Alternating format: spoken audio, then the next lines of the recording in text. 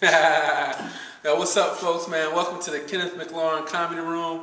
I'm your boy, Kenneth McLaurin. I'm here with my man, Chris Miree, a.k.a. the Finger Lakes funniest comedian, co-champion. Say what's up to the folks, Chris. What's going on, everybody? Chris Miree here. Yo, this is my man, Chris. We're in Cornell. We just got finished doing a show for the Becker House. It's my first show at Cornell. I think it went cool, man. We had a small crowd, but you know, everybody seemed to have a good time. They were all laughing. I think it was a real good show. What do you think about it, Chris? Yeah, I liked it. It was real intimate, real, get to talk to the people more. All right. Hold on. Like, whenever you use words like intimate, don't look at me. Look at the camera. Intimate. It was real intimate. I don't know. I liked it. It was real chill. I didn't feel like I had to be too energetic. I actually be laid back with it and just tell my jokes and throw some Cornell. I had some Cornell jokes stored up, so I wanted to get some off my chest. Okay, yeah, man, that was cool. So Chris was recently in the Finger Lakes Comedy Festival, and at the end, after it was all done and the votes were counted up, him and another guy, AJ Foster, had the same amount of votes. And we said we were going to split the prize money and have them share the title because, hey, man, if everybody thought these two were the funniest, these two were the funniest. Right. Shout outs to AJ. That's a funny dude, especially from the Bronx, too. So to be like stand up. So, yeah, I mean, it was a good experience, man. I really enjoyed the competition. Thank you for putting that on and actually doing that. It was a lot of shows. After like 2 hours of comedy, you kind of have enough of it. But it was just a lot of fun just seeing comedians come out from like Ohio and all these different other places, Binghamton. It was a good experience. You got to network and meet a lot of people.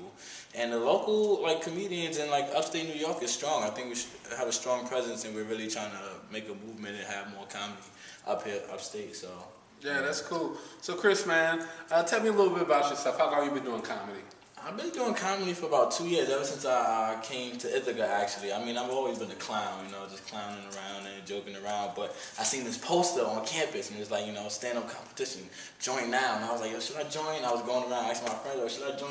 They were like, yeah, you got to do it. And my one friend, Indiana, shouts to Indiana, she was like, you don't have a choice, like, you have to do it. And I did it. I came in second place for the competition, and it was great. And ever since then, I've been writing and trying to develop it. So I've been doing it for a couple years. So your comedic influence? Okay. Chris Rock, most definitely. I take a lot from Chris Rock. I study him. That's why, like, I watch other comedians, I learn from him, but I study Chris Rock. I think the way he set up his jokes is strong, and it makes for a good punchline. So, I mean, I take that the stronger the setup is, the harder the punch will hit. Right. So I work hard on my setups. I learned that a lot from Rock, and the pacing back and forth during the stage. I get that from Rock. Who else? I like Mike Epps a lot. Okay. Mike Epps. Of course, Kevin Hart. Tommy Davidson, Earthquake, Rob Stapleton. I have brung him up here, so I got to open for Rob Stapleton, which is probably the highlight of my comedy career, which was great. So I enjoyed it a lot. From the Bronx too, Bronx love. And I'm trying to get Tracy Morgan. You got to answer me, brother. So. Yeah, hold up, man. I thought you just said the highlight of your comedy career was opening for Kenneth McLaurin at Cornell in front of 6 people.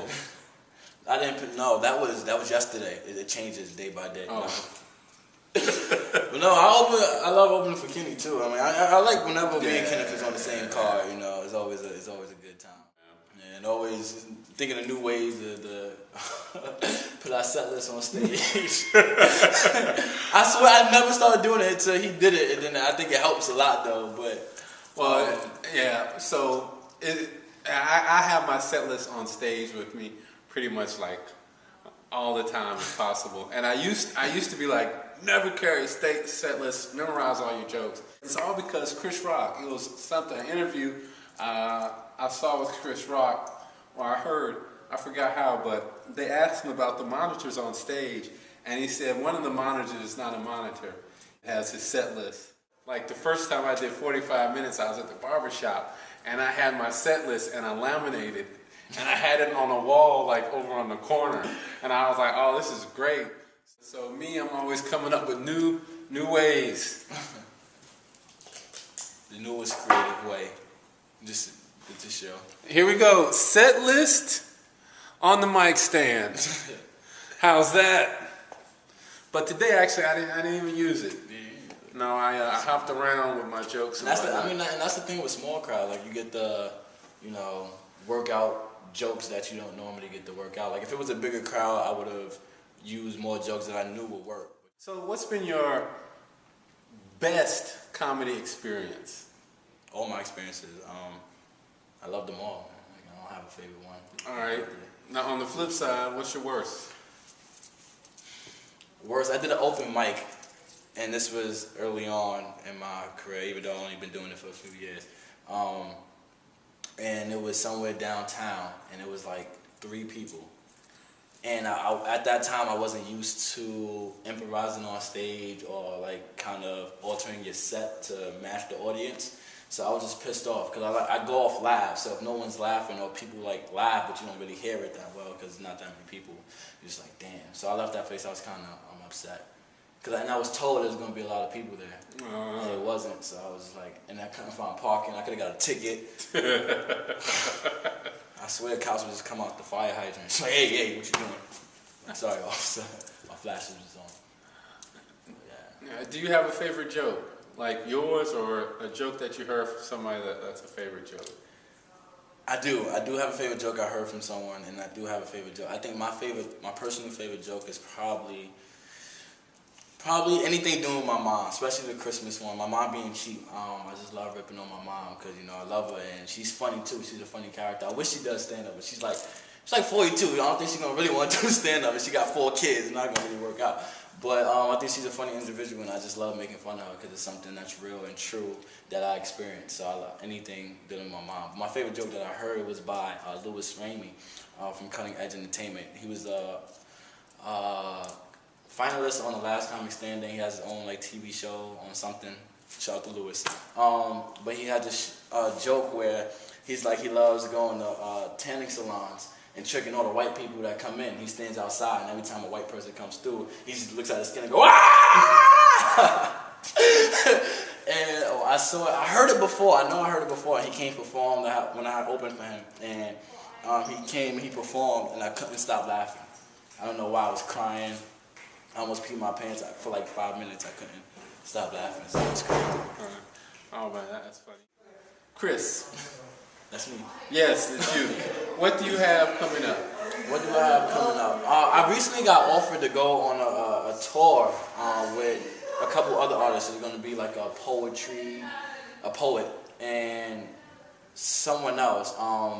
But the dates and the figures is not working out. So I'm actually just trying to write a 30, 45 minute set and hope to perform at APCA, which is Association of Programming Conference and something else. It's a lot where a lot of colleges go and get their comedy acts. And I built a good network with the people there, and I think I have a lot of material that I can take to other colleges like Cornell and Ithaca, So I plan to raise something out for that and perform showcases, what they call it, showcase at this conference, and hopefully some good come from it and I could hit the road a little bit before I head out. But besides that, just performing in Ithaca, writing stuff, and just working on my videos. No Budget Productions. I don't own it, but it's my little production thing. I do a lot of videos, music videos, comedy sketches. I have like 5 videos I haven't released that I'm gonna make a disc. Kind of like Mike Epps' Funny Business. Oh man, you can have him out and his game is no good, and then they'll be like, see, Tiger Woods' game is terrible. He needs white women. White women cereal, and after that his game comes back. White women cereal. Between me and you, I think Tiger's like, man, fuck this golf thing. The only reason I do that stuff is so I can have white women.